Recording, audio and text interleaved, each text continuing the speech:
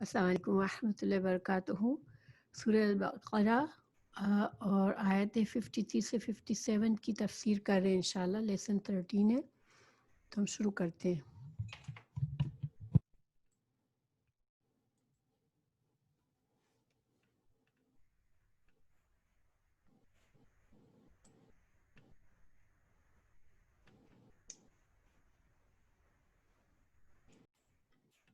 ابھی جیسے کہ میں نے آپ لوگوں کو بتایا تھا کہ اللہ سبحانہ وتعالیٰ جو ہے وہ اب ان آیات میں مسلسل بنی اسرائیل کے بارے میں ہمیں باتیں بتا رہے ہیں، جس میں اللہ تعالیٰ نے ان پر جو احسانات کیے اور پھر بنی اسرائیل نے ان احسانات کو کس طرح سے ناشکری کی، یہ سارے کچھ اب آ رہا ہے، ٹھیک ہے۔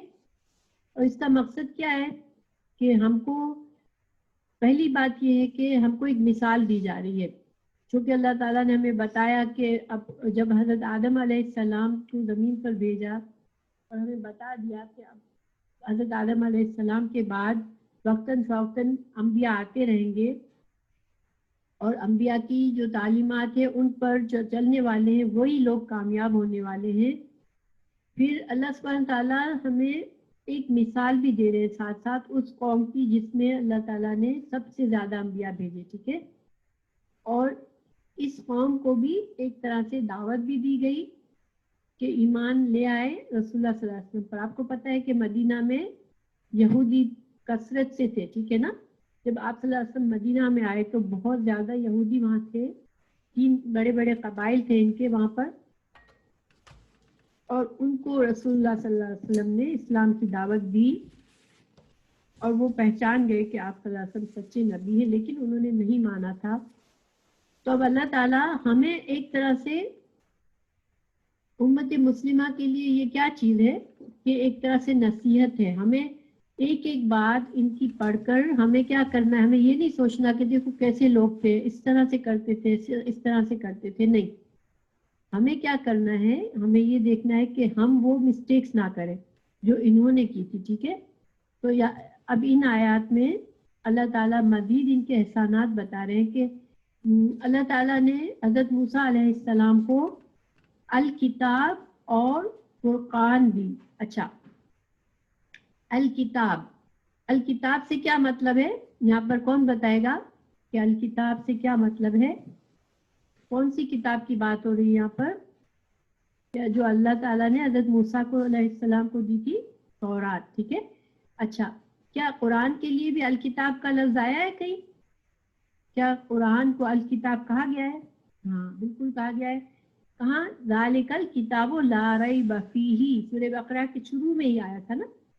تو بہرحال الکتاب، جب ہم نے موسیٰ علیہ السلام کو کتاب دی، اور فرقان، فرقان فرق کرنے والی، یعنی کہ حق اور باطل کی پہچان بتانے والی چیز دی۔ اب یہاں پر جو ہے نا علماء نے مختلف رائے بتائی ہے۔ کچھ نے کہا کہ الفرقان یہ الکتاب کی صفت ہے، یعنی تورات کی صفت ہے، کہ تورات جو ہے وہ ایسی کتاب ہے جو کہ حق اور باطل کا فرق بتاتی ہے، ٹھیک ہے۔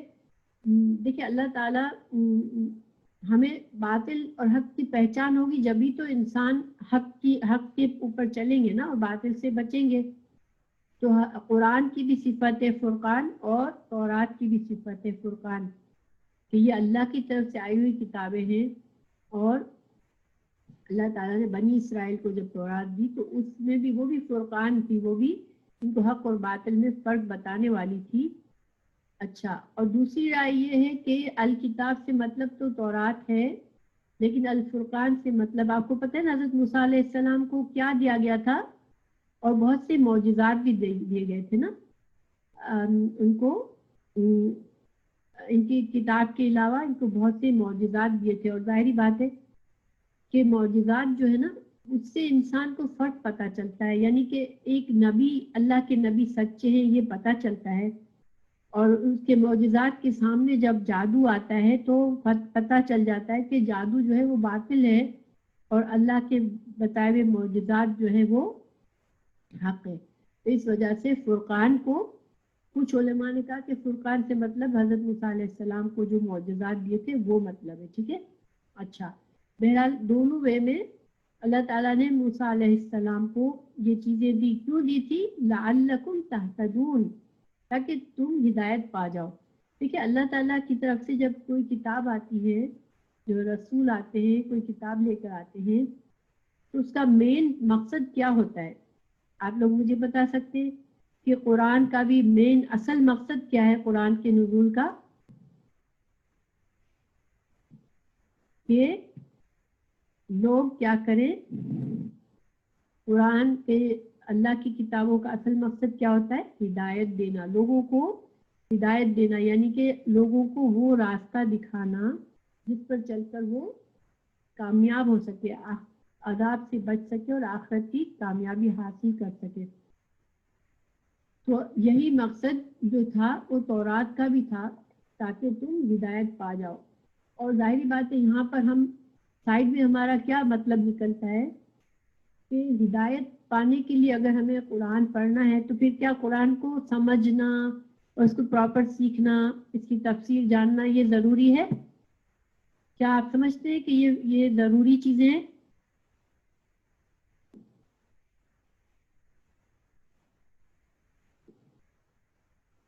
بالکل یہ فرض ہے ہم پر کہ ہم قرآن کو سیکھیں, قرآن کی گہرائی کو سمجھیں تاکہ ہم ہدایت پا سکیں. قرآن کو صرف پڑھنا اور قرآن کی عزت کرنا, احترام کرنا یہ ساری اچھی چیزیں ہیں, لیکن ساتھ میں قرآن کو سمجھنا بھی ضروری ہے اور بہت ضروری ہے. ٹھیک ہے. اچھا, پھر وَإِذْ قَالَ مُوسَىٰ لِقَوْمِهِ يَا قَوْمِ إِنَّكُمْ ظَلَمْتُمْ أَنفُسَكُمْ بِاتِّخَاذِكُمُ الْعِجْلَ فَتُوبُوا إِلَىٰ بَارِئِكُمْ فَاقْتُلُوا أَنفُسَكُمْ ذَٰلِكُمْ خَيْرٌ لَكُمْ عِندَ بَارِئِكُمْ فَتَابَ عَلَيْكُمْ إِنَّهُ هُوَ التَّوَّابُ الرَّحِيمُ. ماشاء اللہ, بالکل اٹس ویری ویری امپورٹنٹ, اس لیے کہ یہ امت مسلمہ کو یہ کام کرنا ہے کہ قرآن سیکھنا ہے, اس پر عمل کرنا ہے اور اس کو آگے پہنچانا ہے.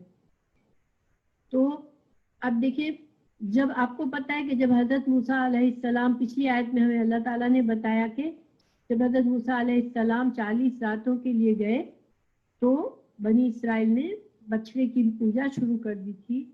تو اللہ تعالیٰ نے وہاں پر فرمایا کہ اللہ نے پھر بھی معاف فرما دیا, لیکن معاف کیسے فرمایا تھا اس کی تفصیل اس آیت میں. ٹھیک ہے.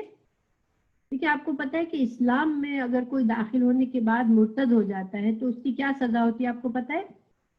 کوئی مسلمان ہوا پھر کہے نہیں مجھے مسلمان نہیں ہونا, وہ پھر سے کافر ہو جائے نعوذ باللہ, تو اس کی سزا کیا ہے؟ ہاں, اس کی سزا موت ہے, اس کو قتل کیا جاتا ہے.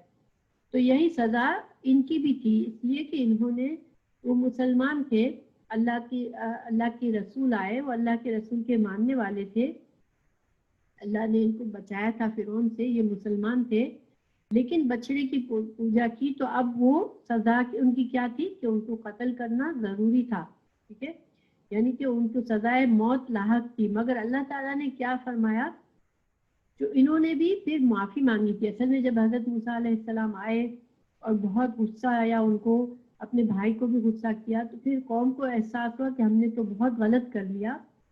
تو پھر انہوں نے کہا کہ اللہ ہمیں تو معاف نہیں کرے گا تو ہم تو خسارہ پانے والے میں ہو جائیں گے.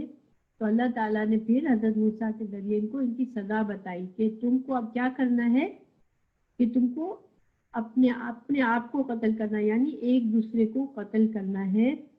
اور اس سزا پر عمل کرنے سے بعد جو لوگ مر جائیں گے ان کو بھی اللہ معاف فرما دے گا, اور جو زندہ بچ جائیں گے ان کو بھی اللہ معاف کرے گا. دیکھیں ویسے قانون کیا ہے, اگر مرتد میں موت کو قتل کیا گیا لیکن اس نے توبہ نہ کی, قتل ہوتے وقت بھی توبہ نہ کی, تو پھر اس کی سزا کیا ہے کہ آخرت میں وہ اس کے گناہ معاف ہو جائیں گے آخرت میں, کہ اس کو سزا دے دی گئی دنیا میں اب نہیں ہوگی. صحیح ہے نا, اس لیے کہ وہ اس کی موت جو ہے وہ کفر پر ہوئی ہے. ٹھیک ہے, تو وہ آخرت میں ہمیشہ کے لیے جہنم میں رہے گا, جبکہ جن لوگوں کے دلوں میں ایمان ہے وہ کبھی نہ کبھی جہنم سے نکل جائیں گے. اگر انہوں نے گناہ کیے اور جہنم میں چلے بھی گئے تو وہ جنت میں جائیں گے, لیکن مرتد کو सजाए मौत के बाद भी माफ़ी नहीं मिलती, लेकिन यहाँ अल्लाह ताला ने इन पर एहसान फरमाया, इनकी तौबा कबूल फरमा ली और इनको ये सज़ा दी कि तुम्हारे गुनाह का जो कफ़ारा है तो वो अदा कर दो, तुम एक दूसरे को कत्ल करो, फिर जो बच जाएंगे वो भी उनको भी मैं माफ़ करूँगा और जो मर जाएंगे उनको भी माफ़ करूँगा। अब हुआ क्या, इसके बारे में दो राय है, ठीक है।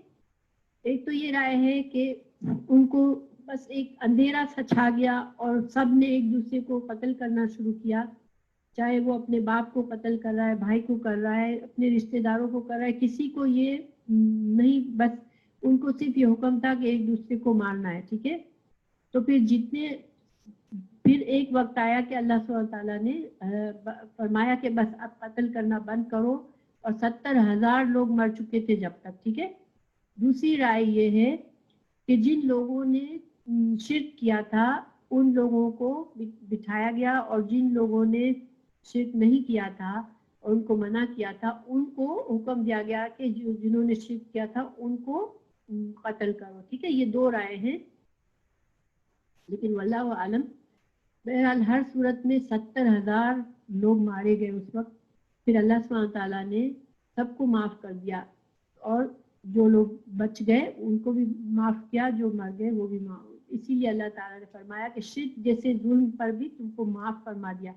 देखिए अल्लाह ताला कुरान में फरमाता है कि अल्लाह हर गुनाह माफ़ कर सकता है, लेकिन शिर्क का गुनाह माफ़ नहीं कर सकता। अगर कोई अल्लाह के सिवा किसी और को माबूद बनाएगा तो वो गुनाह उसका माफ़ नहीं होगा। लेकिन यहाँ पर अल्लाह ताला मेहरबान हुआ इन पर कि ऐसे बड़े गुनाह को भी माफ़ फरमा दिया, ठीक है। अच्छा, फिर अफौना, आपको पता है मैंने बताया था अफू का क्या मतलब होता है, ये कैसी माफ़ी होती है। अल्लाह ताला ने फरमाया था सुम्मा अफौना अन्कुम मिन बाद ज़ालिका। अफौ ऐसा माफ़ करना होता है कि इंसान बिल्कुल प्यार के साथ माफ़ कर दे, ठीक है। हाँ, ऐसी दरगुजर, यानी कि सामने वाले को बाद में एहसास तक ना रहे कि ऐसा किसी ने गुनाह किया, किसी ने आपका दिल दुखाया। तो देखिए जब हमारा कोई दिल दुखाता है ना, माफ़ भी कर देते हैं तो कहीं ना कहीं हमारे दिल में एक एहसास रहता है कि फलां ने मेरे साथ ये किया। लेकिन अल्लाह ताला ने जो अफू की, अफू ऐसी माफ़ी है कि बहुत प्यार से माफ़ कर दिया कि बिल्कुल उसका असर भी मिट जाए इनके गुनाह का। तो फिर अल्लाह ताला ने फरमाया ज़ालिकुम खैरुल लकुम इंदा बारिकुम, ये हज़रत मूसा अलैहिस्सलाम ने फरमाया कि तुम्हारे पैदा करने वाले के लिए नज़दीक तुमको ये, तुम्हारे लिए ये बेहतर है कि तुम ये सज़ा पे अमल करो। उन्होंने इस सज़ा पे अमल किया तो अल्लाह ताला माफ़ फरमा दिया अल्लाह ताला ने। इन्नहु हुवा तव्वाबुर रहीम, तव्वाब जो होता है ना, तव्वाब इसमें मुबालगा होता है। मुबालगा यानी कि बहुत मानी में ज्यादती होती है, यानी कि बहुत ज्यादा तौबा कबूल करने वाला है। अच्छा, फिर वही कुल तुम, और जब तुमने कहा या मूसा, ए मूसा, लन नुमिना, हरगिज़ न ईमान लाएंगे, लका हत्ता नरल्लाह जहरतन साखदत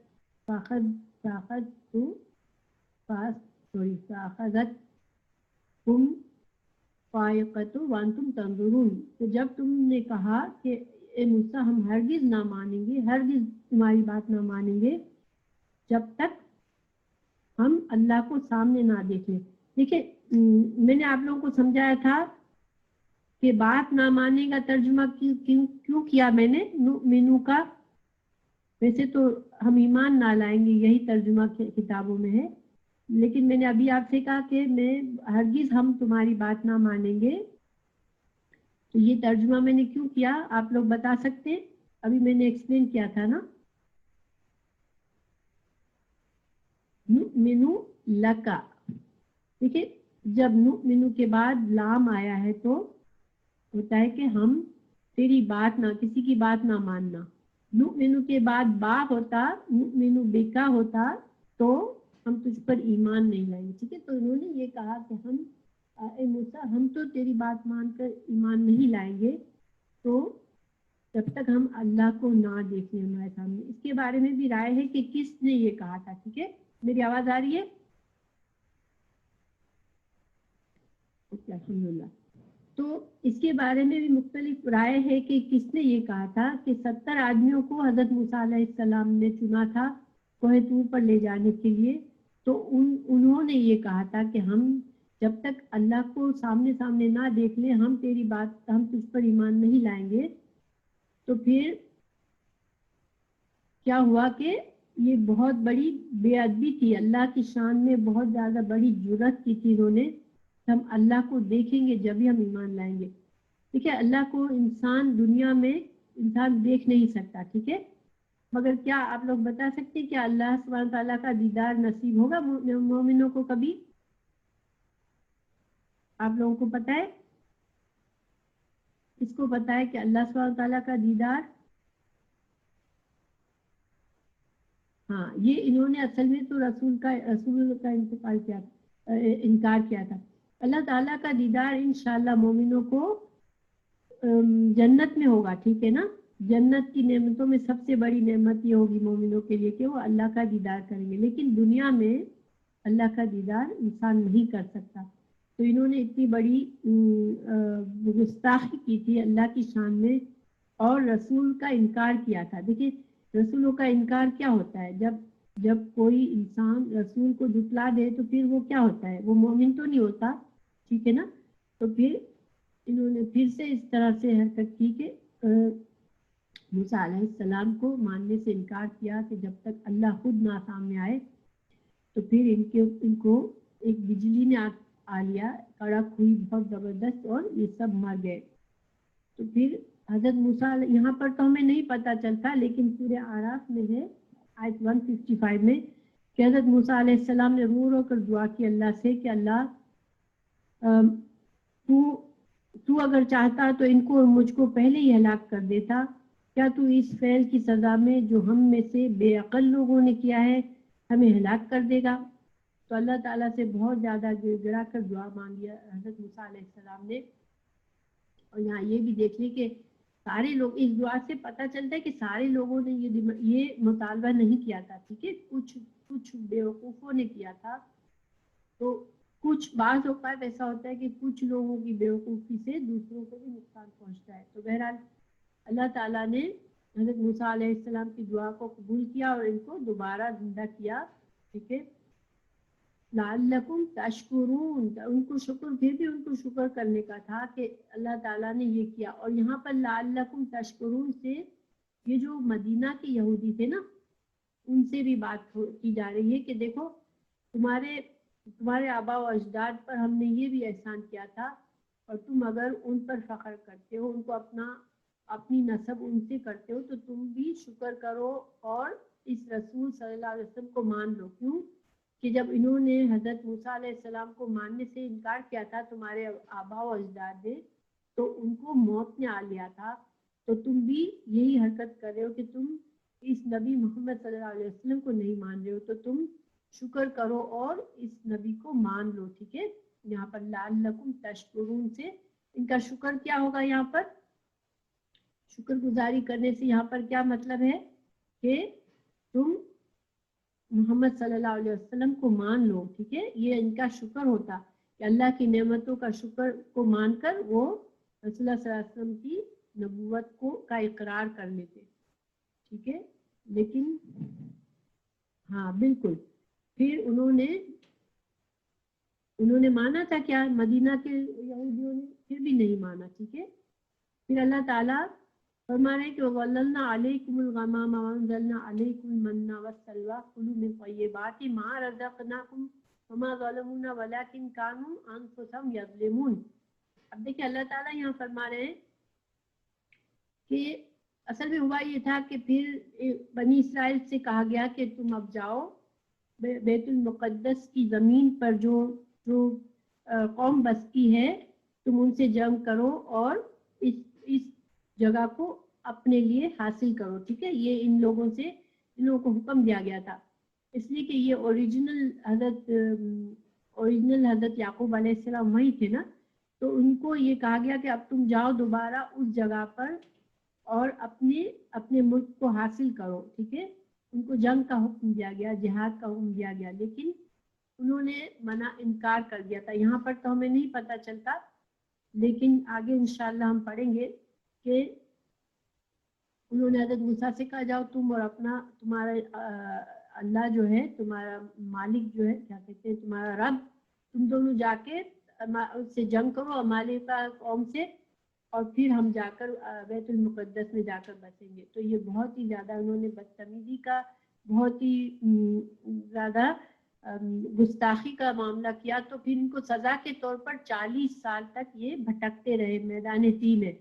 تو پھر اللہ تعالیٰ نے ان کو وہاں بھی دیکھیں وہاں کوئی شیڈ نہیں تھا اور ریگستان میں جب آئے تھے جب بھی ان کو کوئی شیڈ نہیں تھا تو اللہ تعالیٰ نے پھر بھی ان پر احسان کیا کہ ان پر بادل سفید بادلوں کا سایہ کر دیا تاکہ یہ دھوپ کی تپش میں پریشان نہ ہو اور ان کے اوپر مننا اور سلوا اتارے. من کیا تھا؟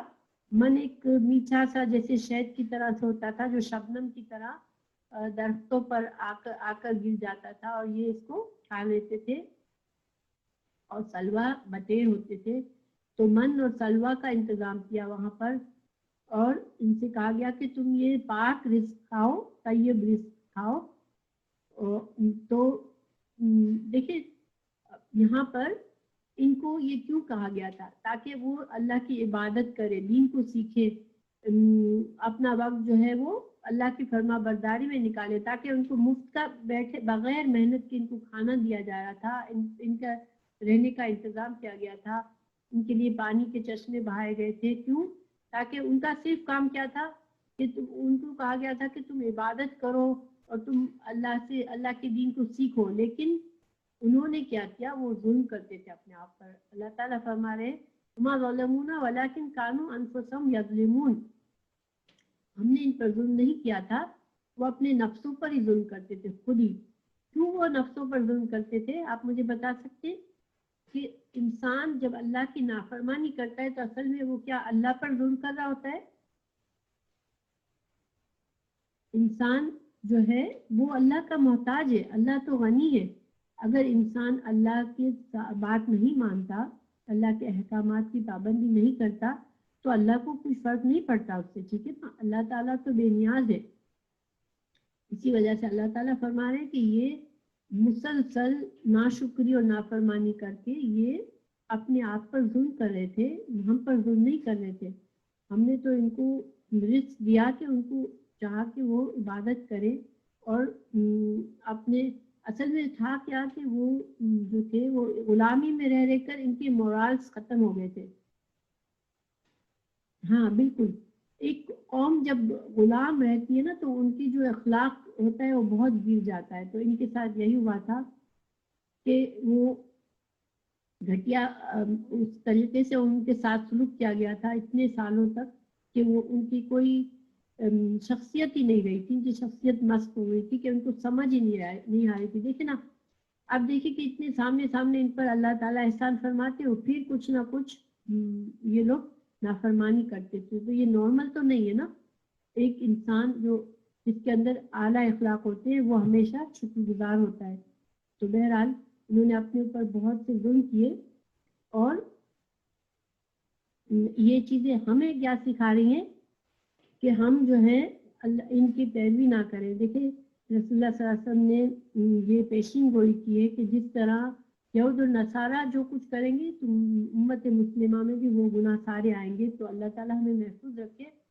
ہمیں یہ ساری باتیں اس لیے بتائی گئی ہے کہ ہم ان کی پیروی نہ کریں ہم ان کی طرح ناشکرے نہ بنے. اس لیے کہ اللہ کے شکر کرنے سے اللہ کی نعمتیں بڑھتی ہیں. تو اب یہ سوال ہے میرا کہ آج کی جو ہم نے لیسن پڑھا اس میں نے آپ لوگوں کو فرقان لفظ فرقان کے 2 معنی بتائے تھے. کیا آپ لوگوں میں سے کسی کو یاد رہا کہ کون سے 2 معنی ہیں؟ لفظ فرقان سے کیا مطلب لیا گیا؟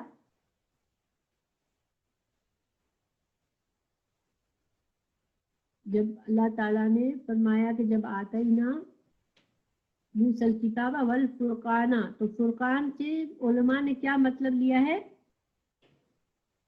فرق کرنے والی. ماشاءاللہ. اور فرق کرنے والی کس چیز کو کہا گیا؟ ایک تو تورات اور دوسری ماشاءاللہ دوسرے جو معجزات دیے گئے تھے. تو یہ سوال آپ لوگ یاد رکھیے گا کہ فرقان سے 2 مطلب ہیں. یا تو تورات کا ہی نام ہے، تورات کی صفت ہے اس لیے کہ تورات حق اور باطل میں فرق کرنے والی ہے، اور دوسرے جو معجزات اللہ نے دیے تھے وہ، ٹھیک ہے. اچھا، پھر دوسرا سوال یہ کہ اللہ تعالیٰ کی نازل کردہ کتاب کا اول مقصد کیا ہوتا ہے؟ تو آپ لوگ مجھے بتائیں کہ اللہ تعالیٰ جب کسی قوم کو کتاب دیتے ہیں تو اس کا پہلا مقصد کیا ہوتا ہے؟ کہ بندے ہدایت پائے تھے، اللہ کے صحیح راستے کو پہچانے اور اس پر چلے تاکہ وہ آخرت کی کامیابی حاصل کر سکے اور دنیا میں بھی پاکیزہ زندگی گزارے. تو یہ اس کا مقصد ہے. تو انشاءاللہ تفسیر آج کا لیسن مختصر تھا، 12 ہی بجے. ابھی میں کبھی کبھار جو ہے نا میری کلاس 12:15 تک چلے گی، کبھی 12 بجے تک، ڈپینڈ کرتا ہے کہ تفسیر میں یا ٹرانسلیشن میں کچھ نئی چیزیں بتانی ہیں آپ کو، تو پھر وہ تھوڑا وقت لگے گا. ٹھیک ہے، تو آج ہمارا میں یہیں پہ ختم کرتی ہوں. آپ لوگوں میں سے کسی کو کوئی بات کرنی ہے یا کوئی پرابلم ہے، کوئی شکایت ہے کلاس میں، کوئی چیز آپ کو امپروو کرنے کے کوئی مشورہ ہے، تو آپ لوگوں کے پاس تھوڑا سا ٹائم ہے انشاءاللہ. کیا آپ لوگ ساتھ ساتھ چل رہے ہیں؟ مشکل تو نہیں لگ رہی ہے یہ اس کلاس کے ساتھ چلنا آپ لوگوں کو؟